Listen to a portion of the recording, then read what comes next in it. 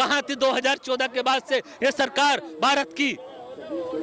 आराम से लोग घुस जा रहे हैं। चलो अवैध रोहिंग्या घुस गए, चलो अवैध बांग्लादेशी घुस गए, ना आपसे रोहिंग्या पकड़े गए ना आपसे बांग्लादेशी पकड़े गए। अवैध बुलडोजर चले तो उसको शिफ्ट तो कर रहे हैं ना, उसको तो कहीं अलग जगह। कहाँ शिफ्ट कर रहे हैं, कहाँ शिफ्ट कर रहे हैं? आपने हजारों झुग्गियां सिर्फ अवैध अतिक्रमण के नाम पर तोड़ के उनको तहस नहस कर दिया। और आपने कितने फ्लैट्स दिए? 1500, 1700, 1800, 2000, वो भी चुनाव के टाइम पे।